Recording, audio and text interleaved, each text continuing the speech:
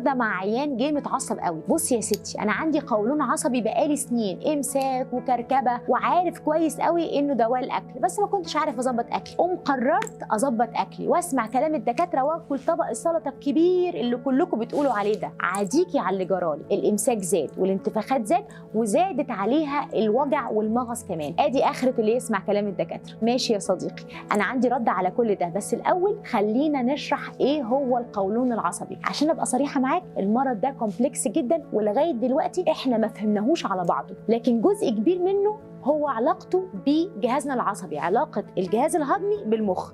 طبعا لما بنكون متوترين المخ بيدي إشارات مش مظبوطة قوي لحركية القولون، فبيغيرها ويجي المغص والإمساك والإسهال والحاجات دي. لكن من الناحية التانية بقى الجهاز الهضمي كمان بيأثر على المخ. إزاي؟ 90% من السيروتونين اللي احنا بنسميه هرمون السعادة بيطلع من جهازك الهضمي. لو جهازك الهضمي ده مش مظبوط والميكروبيوم اللي فيه مش أحسن حاجة، السيروتونين ده هيتأثر وبالتالي مودك هيتأثر. إذا في علاقة رايح جاي بين المخ والجهاز الهضمي، عشان كده هو بشكل أو بآخر مرض عصبي. على الناحية التانية هو برضو بشكل أو بآخر مرض متصل بالجهاز المناعي. إزاي؟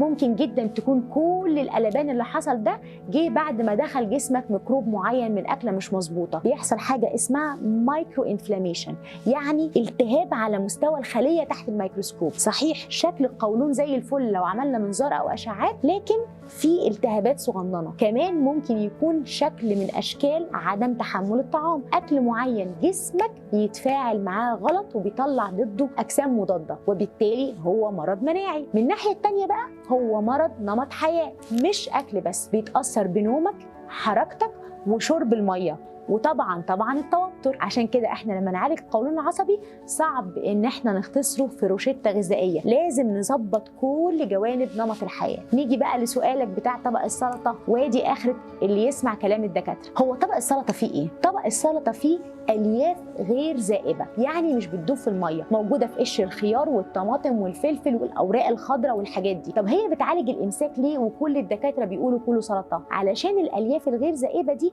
بتعمل بالك، يعني حجم ووزن للبراز، فبيزق القولون ان هو يتخلص منها. طب انت اصلا قولونك الموتيليتي الحركه بتاعته مش مظبوطه، والالاستيستي اللي هي قدرته على الانقباض مش مظبوطه، فلما تاخد هذا الكم الكبير من الالياف طبيعي يحصل الكركبه دي. عايزاك تتخيل معايا شارع ضيق مليان عربيات، وانت علشان تيسر فيه المرور تزق عربيات اكتر، طبيعي الدنيا تتسد خالص وتبقى عشقه. امال ايه الحل؟ الحل في حاجتين: السوائل الالياف الغير ذائبه اللي قلنا عليها دي ناخدها بس بالتدريج. طبق السلطه ده عمره ما يبقى كبير مره واحده كده، ان شاء الله تبدا بمعلقه. نمره 2، ان نعمل توازن بين نوعين من الالياف: الالياف الغير ذائبه والالياف الذائبه. ايه بقى الالياف الذائبه دي؟